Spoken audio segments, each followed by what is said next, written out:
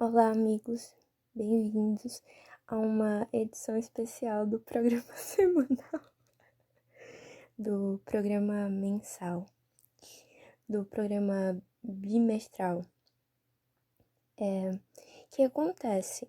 Eu ainda não posso postar o segundo episódio, porque eu tô resolvendo umas coisas.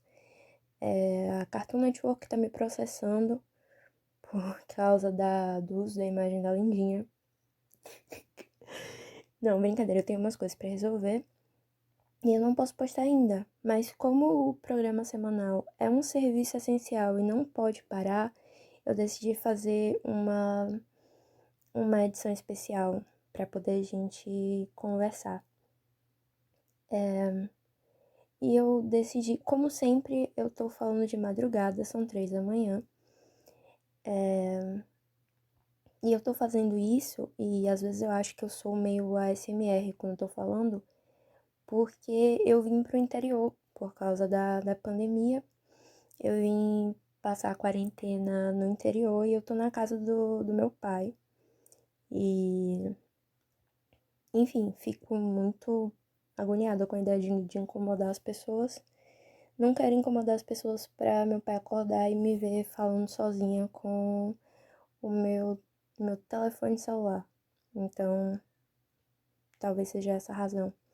Mas espero que eu esteja sendo clara. Enfim, eu tô completamente.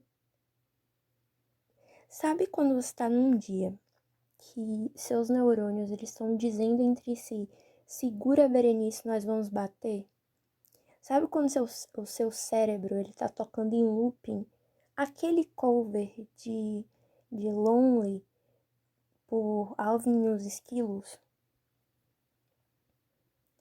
Sabe quando tá assim, você consegue ver Shrek na sua cabeça? Sozinho? Ou uma cena só, aquela cena do burro, a gente já chegou? Eu tô assim, eu tô completamente maluca. Eu acho que é porque eu tô triste. E às vezes quando eu tô triste eu fico mais nonsense do que de costume, que é difícil. Eu me esforço pra poder ser a personificação do caos. E quando eu tô assim eu não preciso me esforçar. Tô só sendo eu mesma. Bom, como eu ia dizendo, essa edição especial ela é especial porque primeiro que eu não vou responder nada que ninguém me mandou. Mas segundo, porque ela tem o verdadeiro espírito do que o programa semanal era para ser. Quando eu pensei pela primeira vez em sentar e gravar alguma coisa, eu pensei que eu ia me divertir muito se eu fizesse vários top 5. Se eu elencasse, tipo, fizesse resenhas assim, de coisas que ninguém quer resenhas, só porque eu ia me divertir falando sozinha. Inclusive, a ideia do primeiro episódio, eu comentei ainda há pouco no Twitter, era fazer um top 5 de todas as coisas do Larissa Manoela verso, do universo cinemático Larissa Manoela, na verdade do Larissa Manoela verso em geral, porque eu ia considerar os livros, as maquiagens, os esmaltes da Larissa Manoela, e ia fazer um top 5 de produtos Larissa Manoela TM que mais me agradavam. E eu achei na época essa ideia muito hilária. Agora eu não acho mais. Mas eu ia me divertir de qualquer maneira. Hoje eu não vou poder fazer isso porque, como eu disse, eu tô no interior, não tenho acesso à longa pesquisa que eu precisaria fazer para poder trazer um conteúdo de qualidade. Não posso comprar o livro da Larissa Manoela. Infelizmente, não tenho o lip tint da Larissa Manoela, que me disseram que é muito bom. Então, me falta material para poder ser para poder fazer o trabalho jornalístico sério que eu faço aqui, que eu sempre fiz na internet. Tenho um compromisso com as pessoas e eu levo meu compromisso muito a sério. Então hoje eu decidi fazer um outro top 5 muito específico, que é top 5 doenças que eu tinha medo quando eu era criança. Acho que todo mundo quando era criança e começou a estudar doença, assim, nas aulas de ciências, tinha muito medo de coisas bastante específicas. Tipo, sei lá, aneurisma. Aneurisma é uma coisa que Dá pra você ter medo em qualquer idade, mas principalmente quando você é uma criança e você descobre que existe. E eu, enquanto criança, eu tinha muito medo da mudança climática. Eu achava que, tipo, em 2019, todo mundo já ia ter morrido. E um medo em particular que eu tinha, um terror, assim, era o de que eu ia morrer virgem. Porque na minha cabeça, eu só ia fazer sexo depois que eu me casasse. E em 2019 eu só ia ter 21 anos, que não ia dar tempo de eu me casar. Mas enfim, ninguém morreu. Se tivesse morrido, eu teria morrido virgem, de fato. Enfim, eu escolhi 5 doenças. Na verdade, uma não é uma doença. E eu organizei por ordem, assim, de quanto me assustava quando eu era criança. Espero que vocês possam embarcar nessa viagem comigo e que talvez a gente tenha sentido medo das mesmas coisas quando nós tínhamos 9 anos. No quinto lugar está hemofilia. Hemofilia, que inclusive pelo nome parece uma parafilia. Qual é o nome do fetiche que você tem por sangue? Enfim, às vezes a língua portuguesa ela se perde no personagem. Hemofilia é uma condição genética hereditária, ou seja, não tinha como eu ter, mas mesmo assim me assustava pra caramba. É uma condição em que basicamente você não consegue coagular seus ferimentos. Você acaba tendo vários tipos de hemorragia porque os agentes coagulantes do seu corpo não funcionam, você não tem, sei lá. E aí, quando eu descobri isso, e eu descobri que o que era coagular, o fato de que não coagulava, na minha cabeça, todo mundo que tinha hemofilia, se tivesse um cortezinho de papel no dedo, já foi. E ia ser uma morte terrível, porque ia saindo sangue pelo corte de papel, que ia demorar pra caramba. A gente tem cerca de 5 litros de sangue, não sei se vocês sabem. A gente precisa perder uns 3 pra morrer, eu acho. Então, ia demorar bastante. Era um cenário que me assustava com frequência e que não deveria, porque eu não tenho hemofilia. Assim como várias outras dessas doenças que são completamente fora da minha realidade. Inclusive a que mais me dava medo, mas aí eu já tô passando adiante. Em quarto lugar, eu coloquei esquistossomose, que é a famosa barriga d'água, né? Como é que você pega esquistossomose? Você se anda descalço, por exemplo, na beira de um rio, alguma coisa semelhante, ou você lava sua mão na beira de um rio, e lá no rio tem caracóis de água doce. E esses caracóis, eles passam a esquistossomose, e também conhecida como barriga d'água, porque um dos sintomas que você tem é que você fica com a barriga inchada. Acho que você retém líquido, eu não sei de fato. Mas eu lembro que quando eu comecei a estudar doenças, eu lembro das imagens de esquistossomose no meu livro de ciências. E eu lembro de ver aquelas crianças com aquelas barrigonas enormes. E eu pensava, meu Deus, eu não posso ter uma barriga dessa. E não era um negócio estético assim, não era um medo de, eu vou parecer gorda. É de tipo, isso parece muito doente. Eu tinha um sentimento semelhante vendo coisas relacionadas a elefantíase, todas essas coisas que dão muito na cara de que você tá doente. E eu pensava, não posso dar muito na cara que eu tô doente. Eu não posso ter barriga d'água. Só que qual a questão? Eu não ia em lagos, eu não ia em rios, dificilmente. Claro, eu já nadei em rios na minha vida, mas não era com frequência, não tinha um rio na porta da minha casa. Ao contrário do que pensam, eu nunca morei numa fazenda, dava num rio, não tomava banho num rio.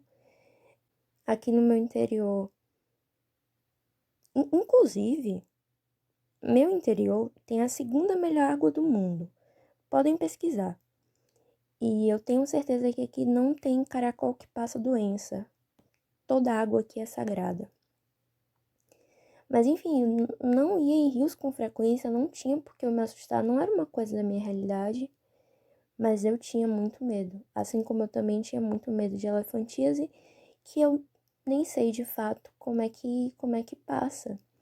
E eu tinha medo também, eu tô saindo da lista, né? Mas é porque eu tô lembrando especificamente de várias doenças que dão na cara que você tá doente, sabe? Tipo icterícia, coisas semelhantes assim.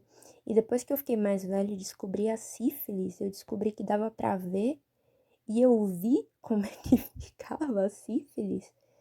Nossa, aquilo dali me traumatizou horrores, eu lembro ainda. Fui numa feira de ciências do meu colégio e aí a sala da quarta série C, eu acho, quarta série B, era toda sobre doenças sexualmente transmissíveis. Você tá me dizendo que uma criança de 10 anos, ela tá preparada para ver o que é a sífilis? Bom, eu não tava, mas me fizeram ver mesmo assim. Obrigada, professora. Enfim, em terceiro lugar, eu coloquei uma coisa que não é uma doença de fato. Essa é a doença bônus, porque na verdade ela é sintoma de várias condições. Mas essa era, realmente, ela tem que estar no top 3 porque me aterrorizava bastante, que é o soluço crônico, o soluço prolongado. Todas as vezes que eu começava a soluçar, inclusive até hoje, eu vou fazer 22 anos. Até hoje, todas as vezes que eu começo a soluçar, eu acho que foi a última vez que eu respirei livremente, foi a anterior ao soluço. Eu sempre tenho certeza que eu nunca mais vou parar de soluçar. Eu sei que o soluço em si não é a doença, o soluço é o sintoma de uma série de doenças.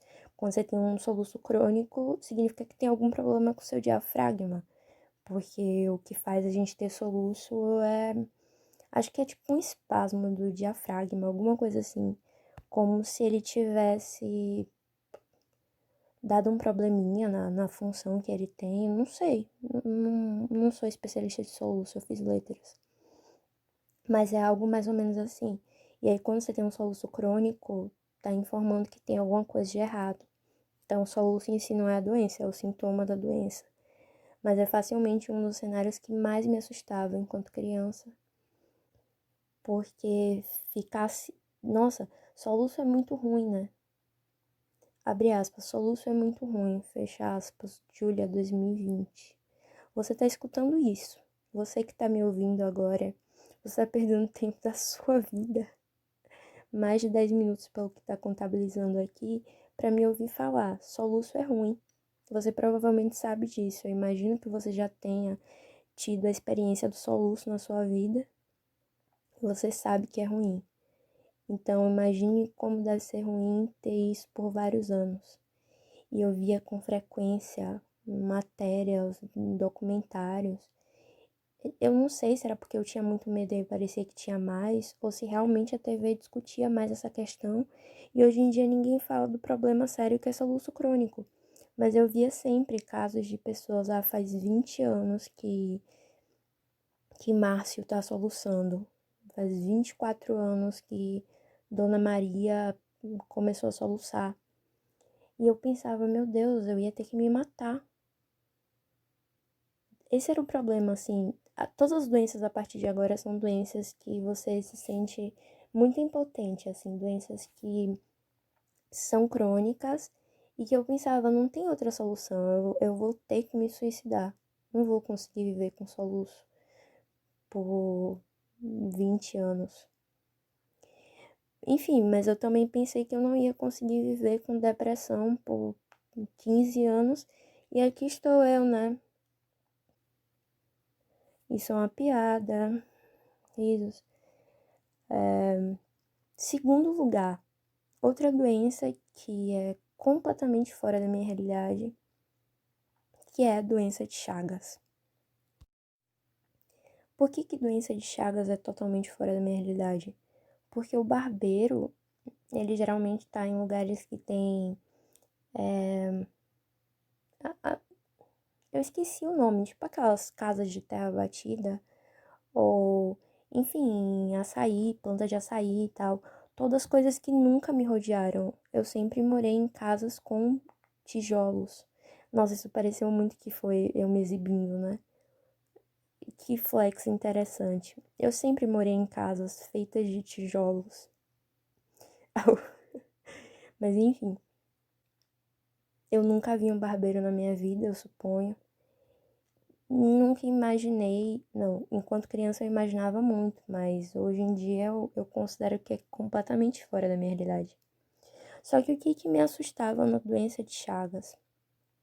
A primeira vez que eu fui apresentada a doença de Chagas, a ideia era que o barbeiro ia, te mordia, e aí quando você coçava a região, você acabava levando, sei lá, substância que o barbeiro deposita pra dentro, tipo, que ia tocar nas suas mucosas justamente porque você coçou.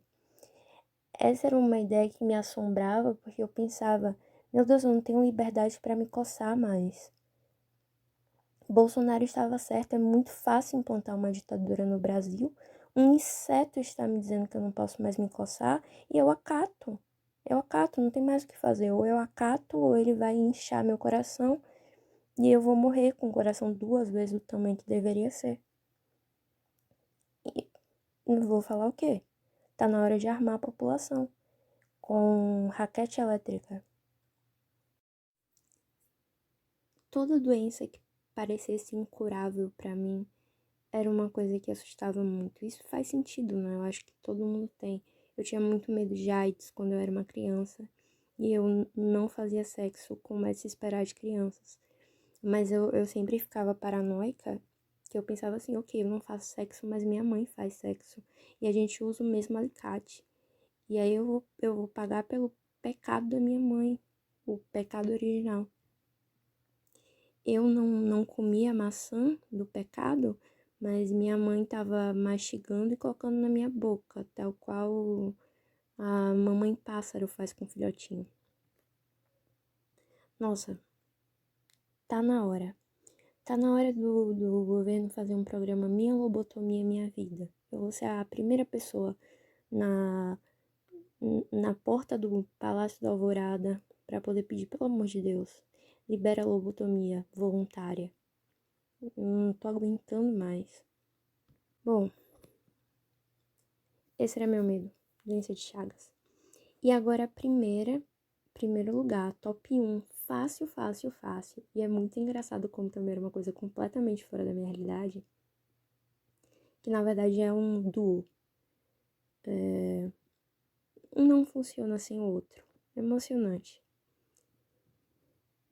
Que é a teníase e cisticercose. A cisticercose é o nome, né?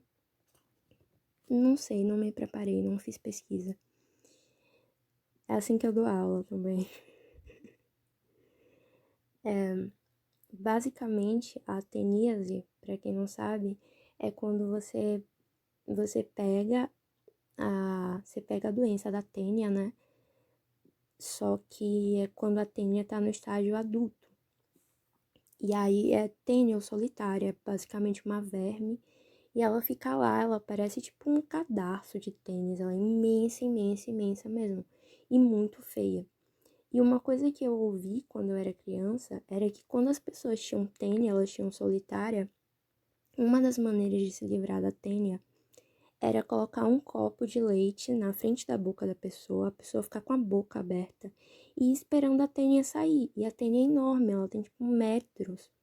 Então, quando eu imaginava esse cenário, eu tendo que ficar de boca aberta diante de um copo de leite, esperando uma verme sair da minha boca, eu impassível, assim, sabe? Parada, porque eu ia fazer o quê? Eu ia assustar a Tênia, ela ia voltar pra dentro. Eu, se fosse a Tênia, eu voltava, eu não saía. Depois do susto, eu voltava pra onde estava gostoso, quentinho. Então, me assustava muito a ideia de ver uma coisa saindo de mim.